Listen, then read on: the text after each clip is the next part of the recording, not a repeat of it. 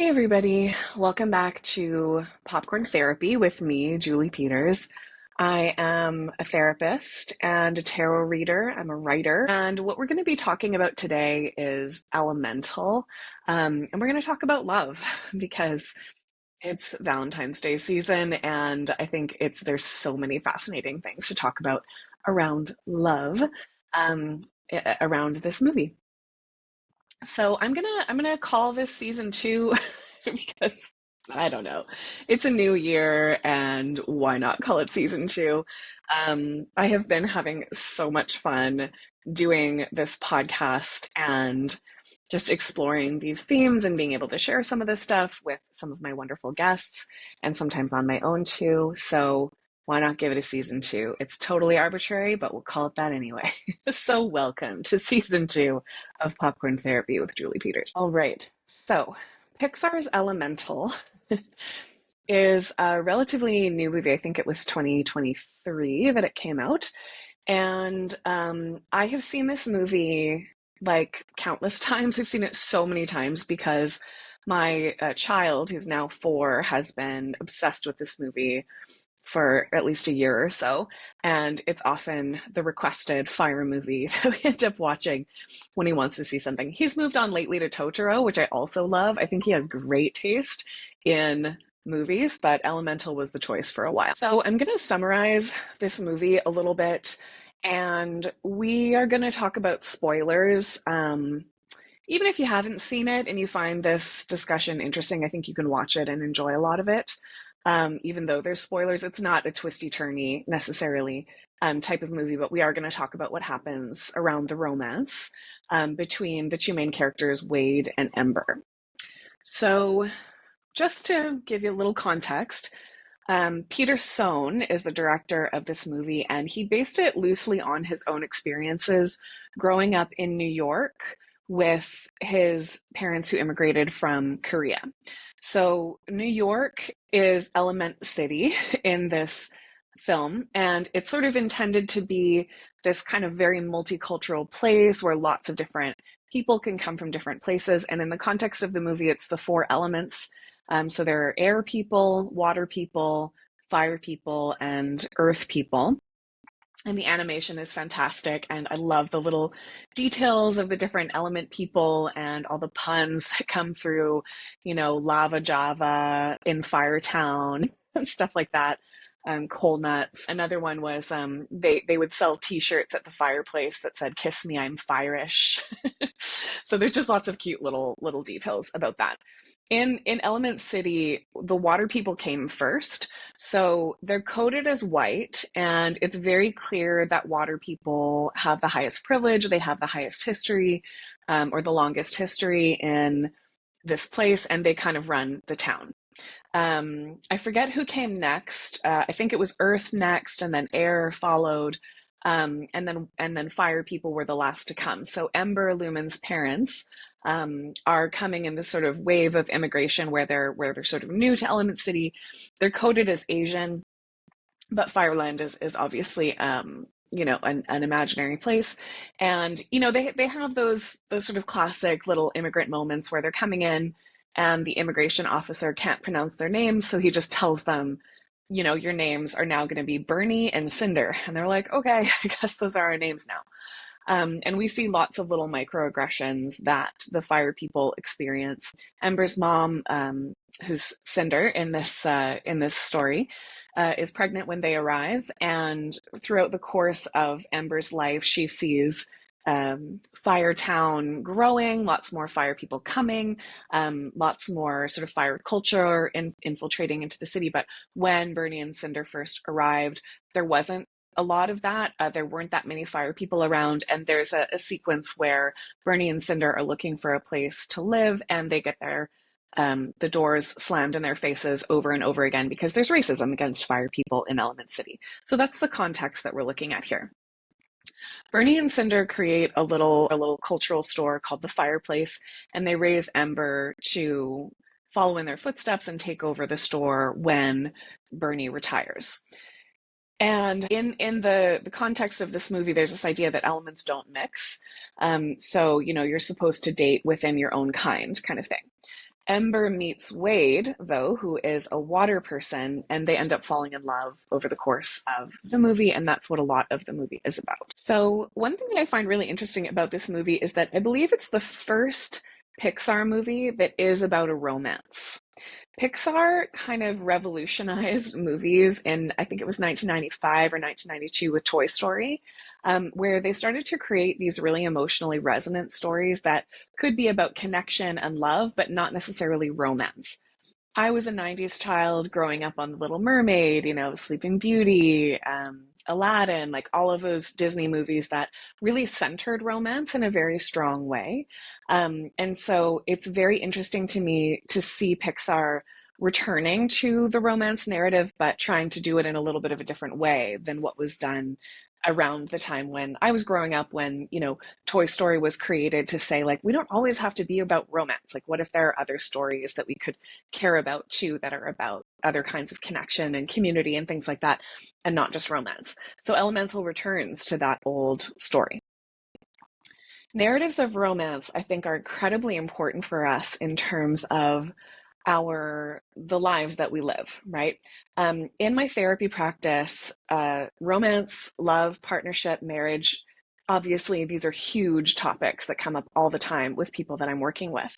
And I think some people trivialize these problems. Oh, it's just about some boy or some girl or whatever it is. But ultimately, human beings are really wired for connection, not necessarily just romantic connection, but we really do have a drive to connect and to belong. And romantic partnership, which in our culture, the standard way to do that is monogamous pairings, is essentially this idea of belonging to someone, committing to someone, creating a new family that you can hold on to for the rest of your life. That's the ideal. Obviously, that's not how it always works, but that's the narrative that we're given in this culture, right? And so I think the drive to love is a very normal, very natural, very human, and of course, not everybody is interested in romance, and that's totally fair, and that's healthy too, it just in a sort of different area of things. But if you're somebody that cares about love and romance, I think it's worth working on within yourself. Something that I really learned in my experiences of, having lots of boyfriends that were all kind of similar and, a lot of the time it ended the same way. And then finally, being with my husband now, who's quite different from the sort of stereotype, my type, of what I was doing before. I think initially I was coming with this narrative of like, oh, you just meet someone or you find the one, or you'll just know, in this sort of mysterious kind of way. And I got a lot of value out of reading Bell Hooks's book, All About Love, which is the first book about love that I've read that really thinks about love critically. Like, what does it mean to love? How can we behave around love? What if love is a verb and not a noun? It's an action that we take every day to show up to our love relationships. I think looking into our love relationships in therapy, it touches on so many things that are so foundational to who we are as people, including attachment styles, which I'm going to talk about today with Elemental, because I think it's actually a great example of how attachment style can work within romance. So I'm really sort of a proponent of thinking about love critically and working on yourself in terms of how you love, where you come from, what are your family narratives around love, what does love mean to you, what are your patterns, all of those things. Because I think if having a healthy love relationship is important to you, most of us have to do that work. Okay. So let's talk about attachment. Attachment theory, developed by John Bowlby and Mary Ainsworth in the 60s, is essentially this idea that we either have secure attachment or insecure attachment. And there are three types of insecure attachment that a lot of us relate to. So you may have heard some of this before. It's pretty common, sort of pop culture wise. But essentially, the idea is that our blueprint for love was created when we were very small children, even to a degree in utero. Some of this stuff, can start happening already. So if we have a secure attachment with our caregiver or caregivers, our primary attachment figures, which is usually mom and or dad, more frequently mom, for reasons I won't get into too much right now. There's some biology, chemistry, cultural reasons, all of that kind of stuff. Um, and I think it's so interesting to note. I don't know how they came up with this statistic. I don't know how you study this, but apparently the bar for secure attachment is having a parent who is consistently present 30% of the time, 30. Okay. So you just need a parent who's consistent and present 30% of the time, and that's enough to give you secure attachment, which is the attachment style that's like easiest to live with. Okay, we'll put it that way. Unfortunately, for many of us, that bar was not met in many different kinds of ways. And so we end up having some variation of insecure attachment. And I have my own little theory about this that I'll share in a second. So the three types of insecure attachment are anxious, which is basically this sort of desperate need to love and to be reassured that love is not about to leave. It's sort of an expectation that love is always about to leave. And there's a fight for that kind of energy with anxious attachment. Avoidant attachment, the hallmark of that is I've never had my needs met. Why would I expect my needs to be met? So I'm going to avoid love and closeness. Love and closeness feels threatening to me. It feels vulnerable to me. So I'm going to distance myself from it. Okay. The third type is disorganized attachment.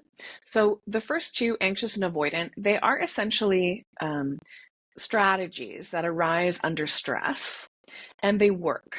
Okay. So if you have anxious or avoidant attachment, that's because it helped to either calm your anxiety or settle something within a relationship or stay connected within the family, something like that. So these are strategies that are effective, and that's why we have them. Okay.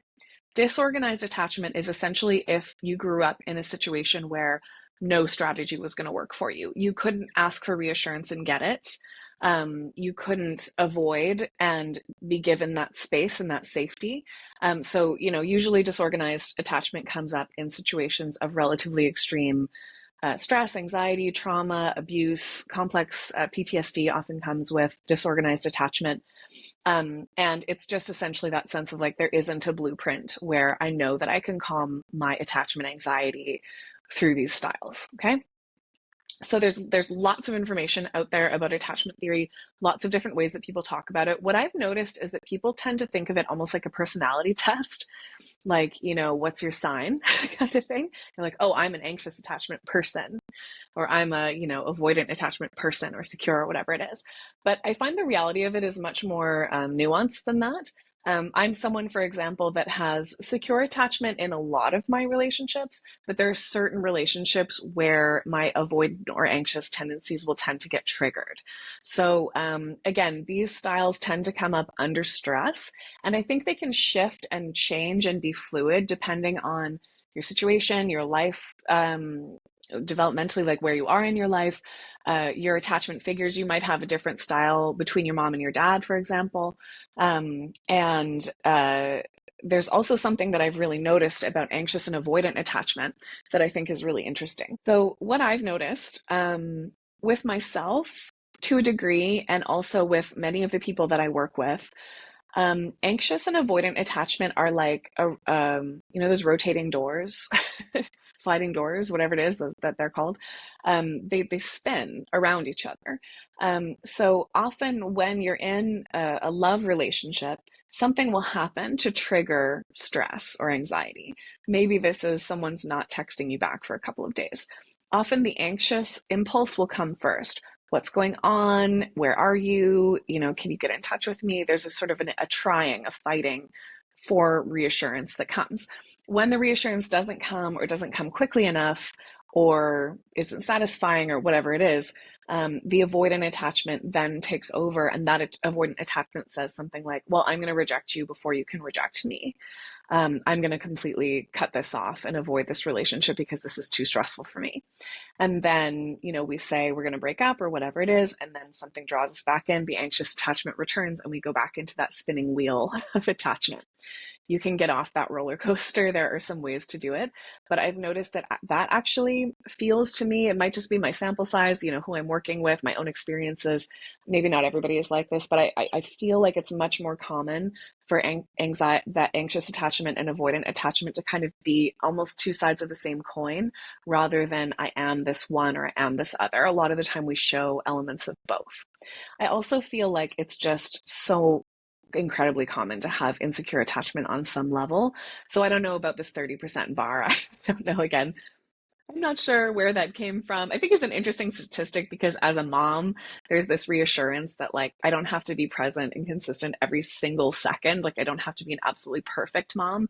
I just have to kind of do my best and I'll probably hit that 30%. My kid will be okay. So I like this statistic from that perspective, but also I'm not sure it plays out, in reality.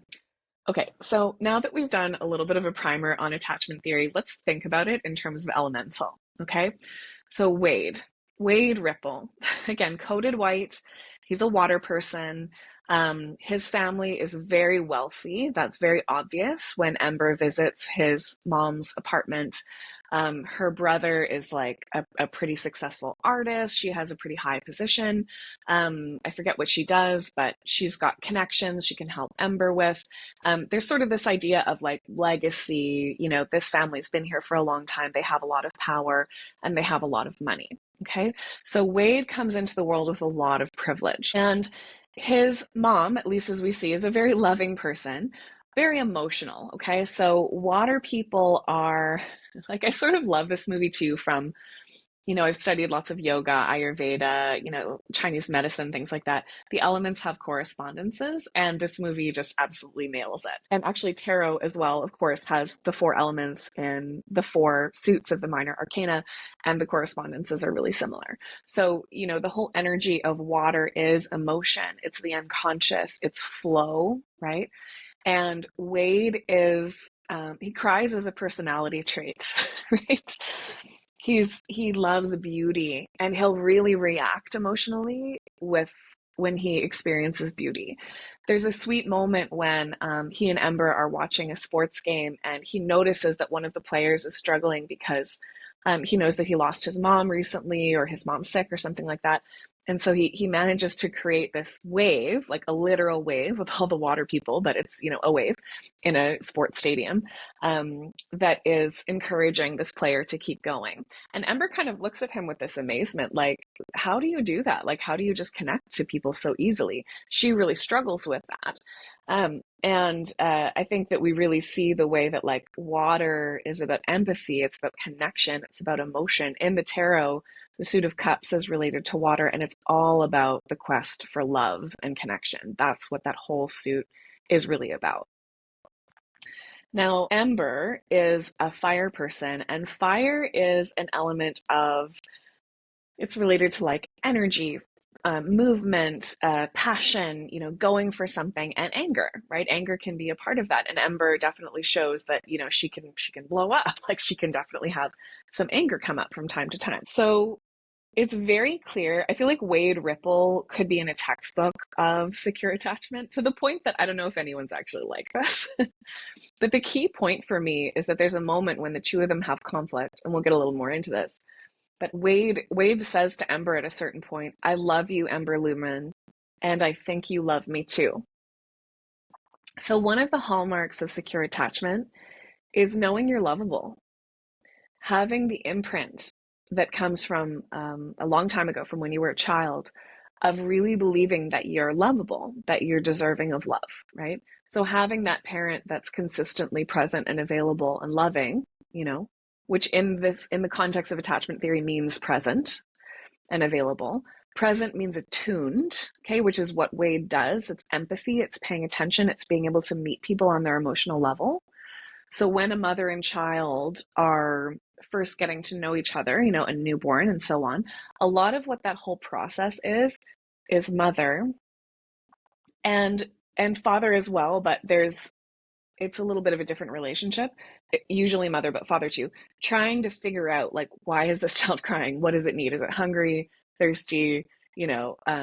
tired, does it need a change, like whatever it is. And so it's that attuning, that learning, the different cries, like learning the routines of a child, learning to sort of care about what they need and give them what they need. That imprints in that child's nervous system long before they're verbal. Okay, long before they had any conscious idea of what's going on. They have that deeply held sense that they are fundamentally lovable. And so for Wade to be able to be vulnerable enough to say, I love you, without knowing what she's going to say back, indicates that he trusts that he's lovable. And he's able to be vulnerable enough to know that if she rejects him, he's not going to go into this spiral a lot of it go into around he's not good enough, this is why he's not good enough, he's too this, not enough that, blah blah blah, like all of those narratives that we have within ourselves around why we don't feel lovable. So he says, I love you, and the audacity to say, I think you love me too, right? Only someone with very secure attachment could say something like that, make that assumption. It's natural for us to have a fear that the person is not going to say it back, right? Of course. So in this case, actually, Ember doesn't say it back. I'm going to get into Ember's story a little bit more there. It's not true, but she does say, I don't love you, Wade, and like, get out of my life. I don't want to see you again. So again, secure attachment. I love that Wade listens to her and leaves. He doesn't argue. He doesn't get angry or defensive. Some of you probably listened to my Love is Blind episode, and you see a lot of this in Love is Blind when someone is romantically rejected. I'm thinking specifically about, I think it was season 7, Leo gets romantically rejected, and he goes right into aggressive fight mode and starts insulting the person, starts talking about how she's not good enough for him. Like, that's a lot of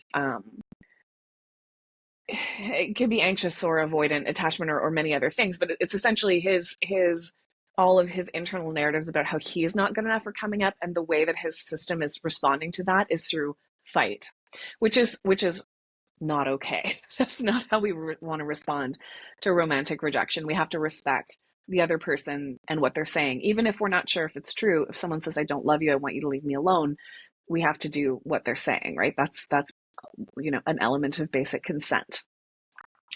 So again, I love that I'm watching this movie over and over again with my 4-year-old boy, who is having such a different imprint about romance through this movie than what I got through all of my 90s and later teen romances that tended to include leading men who were distant, potentially violent. There's a lot of like, I hate everyone in this room but you. If you think of sort of Bella Swan and Edward, the vampire in Twilight, he's a literal monster. Like, he could kill her. There's a very violent undertone to that. And a lot of the time, what tends to happen with these sort of distant men, um, I think it can go with any gender, but it's coded heterosexual because, again, of the cultural narrative. But I think it's sort of with any gender. If you are pursuing someone who has made clear they don't like you, or has brushed you off before, but has maybe a little bit of that, like, ooh, maybe there's some chemistry between us or whatever it is, but no, thank you. There's this narrative that comes up around, like, if I can get this person to love me, that will prove that I'm lovable. So that's partly why so many of us get into this cycle of chasing after people who are unavailable, is because ultimately our systems are actually trying to heal from that old attachment wound that told us that we were not lovable. In a way, it's kind of a healthy thing, because it means some part of us believes we must be lovable enough to try, right? On the other hand, when we tend to pursue people who are unavailable, and this can look like a lot of different things. It can look like inconsistent communication, inconsistent texting, being told, I don't want to do this, and then you get back together. It can also tend to be being in a pattern of always being interested in people who are already in another relationship. Sometimes that's actually the avoidant impulse coming in, because avoidant attachment actually desperately wants love and connection, just like the rest of us, but there's a deep terror of the vulnerability that would come with that. So if you can fall in love with someone who's married already, let's say, there's always going to be a barrier there that's going to keep your heart a little bit safer, or at least it feels like that to your system. Of course, we can get deeply hurt in those situations as well. So we kind of shoot ourselves in the foot a little bit around that. But in order to love someone who is available, we have to make ourselves vulnerable in a way that might feel totally impossible. So let's talk about Ember. Okay. Ember has a little bit of avoidant attachment. Now, in this case, and again, this is a fantasy world. This isn't real life, obviously. But we get to know Ember's parents pretty well, and they're lovely. Like, they're great people. They care so much about Ember. They listen to her, they're present, they're attuned. They have their little squabbles or whatever it is. Mom, teases her sometimes about, like, oh, I never smell love on you. You're never going to fall in love, whatever it is. But ultimately, they are loving and present people. Like, they absolutely would be the kind of parents that you could have secure attachment from. So why does Ember have avoidant attachment? Now, this is a piece that I think is so interesting about elemental that we don't always see. Ember's avoidant attachment is based on intergenerational pressures and cultural racism that she experiences day to day. All of those microaggressions that we talked about when she has dinner with Wade's family, his uncle says, I must say, you speak so well and clear. And she says, yeah, living in the same place your whole life will do that for you. It's sort of an uncomfortable laugh or whatever. She experiences that all the time. And it's not just about her individual life experiences, it's also where her parents came from. So we learn a little bit about the history of her grandparents, where Bernie and Cinder decided to leave Fireland after a big storm, I think it was, but they decided to move to Element City to create a better life for their unborn child, which becomes Ember. And we learn that there's a cutoff there, that Bernie's father, the way they talk about it in the movie is so poignant. He gives them I forget what it's called, something like the great bow, like a deep respect for someone. And so Bernie bows to his father as they're leaving, and his father does not bow back because he doesn't like that he's leaving. He doesn't agree with that decision. And so Bernie gets cut off. And so that means Ember is also cut off from her grandparents, and there's this sort of distancing within the family. So cutoff is a whole other topic that we could get into, but what I'll say about it briefly is that when there's cutoff, the intergenerational stresses, traumas, histories, untold stories, secrets, family rules, coping mechanisms, patterns, and resilience, all of that stuff, it still gets passed down to the next generation, but there's a gap there, so there's no possibility for repair within that relationship and sort of shifting the intergenerational pattern that gets passed down. Okay? So Ember's grandparents, avoidant, right? I don't like that my son is leaving. We don't know too much about, their motivations and so on, but we can assume it's something like, maybe it's too vulnerable for me to keep caring about this person who's going to leave to the other side of the world. So I'm just going to cut him off and I'm never going to speak to him again. And that feels safer in my heart than telling him how much I miss him or trying to talk to him, over I don't even think there's any phones in this movie, but however it is that one would communicate long distance.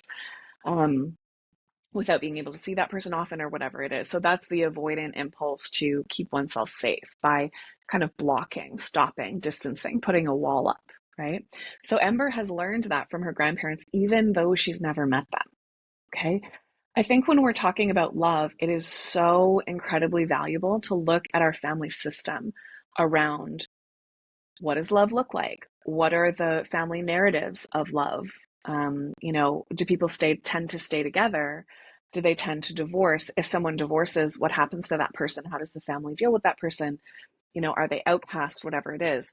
Are people married but not in love? Is there a lot of fighting? Has there been abuse? Like, we want to kind of look at what are the models that keep getting passed down around love.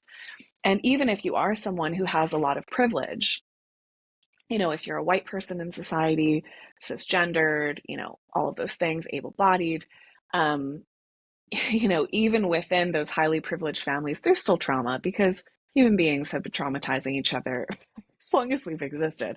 I think we're trying to do it less, but man, we keep doing it. So, even in a place like New York City, Even the white people who have been there for a long period of time, they may have their own family traumas, cultural traumas, different reasons why their family immigrated, all of those things that can still create some tension within the family system that's worth looking at, because sometimes we have these issues where it's like, why am I this way? Like, I have such a good relationship with my parents. I came from a good childhood, all of these things. Why do I struggle so much with love? Sometimes if you have that question, you want to look at your grandparents, your great grandparents, what was happening in the world. If you have immigrants anywhere in your family, where did they come from? Why did they come? What were the circumstances around them coming? Who participated in wars? What was going on with children being born or not born or whatever it is. So, looking at that stuff can be really illuminating to figure out what's going on in your family system. So in this case, I think Ember, there's a little bit of learned behavior from, being in a family that's had to deal with racism. We do see her dad, being not so interested in water people coming around because he's been hurt by them before. And so, there is that kind of avoidant, like, I don't see water people as people. There is a moment where she says to her dad, he's not just water, Dad, he's a water person. I think she says something like that to kind of remind him, like, people are people, they're not just their element, right? So she's got a little bit of that she's learned from her dad, but I think there's also some inherited stuff. You can see that these stress coping mechanisms and so on do tend to get passed down, even and especially when there's cutoff. So there's also this piece around pressure, I think, that comes in. And this is a big theme for Ember: immigrant pressure, right? This idea that her parents came to Element City to give her a better life. And so she feels like she has to take over the fireplace. And that's, what she's required to do. And there's a moment where she and Wade are talking, and she kind of realizes that some of her anger and aggression, her inability to kind of control herself at the fireplace, is actually coming from a place of noticing, I actually don't want to do this. This isn't my life's purpose. She's a beautiful glass blower, and she, wants to pursue that. But it doesn't feel like there's space for that in her particular immigrant narrative. For some people in that same immigrant narrative of, like, we came from wherever, we're here for a new life. There are often a few generations that really struggle with racism to, establish themselves, to get enough money, whatever it is. And if you're, lucky enough to be and from an immigrant family, and you're good, and you've got money, and you've got inheritance, and you've got,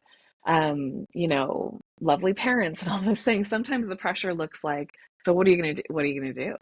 You are the golden child. You are what we've all come here for. You're what we've been fighting for this whole time. So what are you going to do with it? And if you don't do something good with it, you're wasting your privilege, right? That's so earned.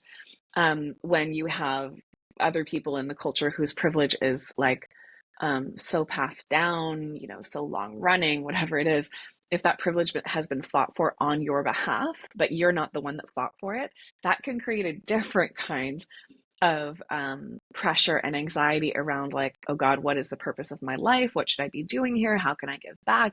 And sometimes people struggle the way Wade does, which is a little bit different, but he kind of doesn't know what he wants to do. Like, he doesn't really have a great sense of purpose. He kind of finds it in Ember to a degree, which certainly happens. It may not be the healthiest way to deal with your meaning of life issues to put it into your partner, but people do that.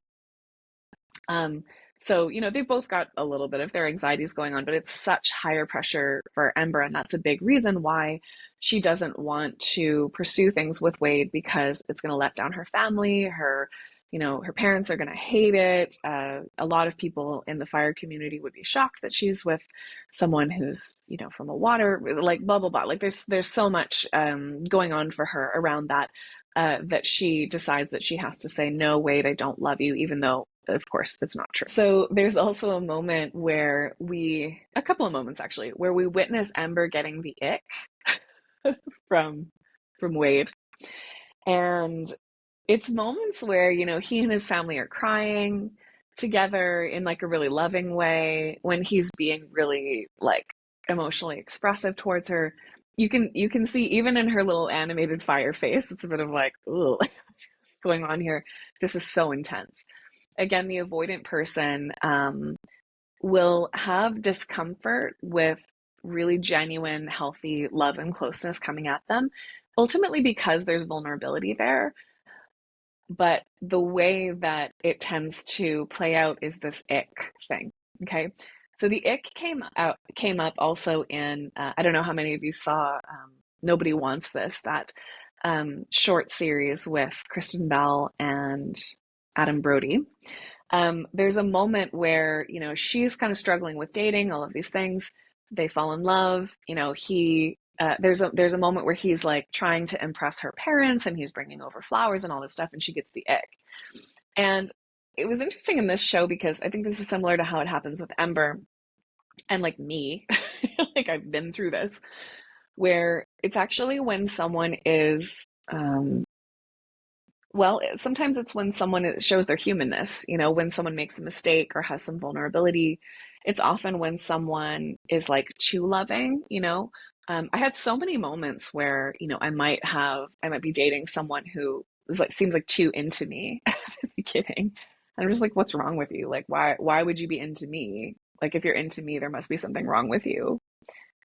Some I had to work on in therapy.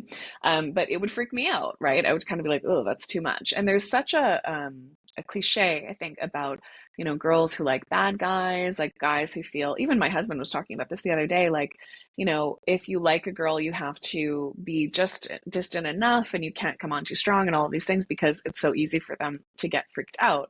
Again, I think this can happen with any gender, but it's also I think some of this goes back to, okay, many women of my generation, at least, would have had fathers with some emotional distance because think about where their fathers came from. They were probably in the war.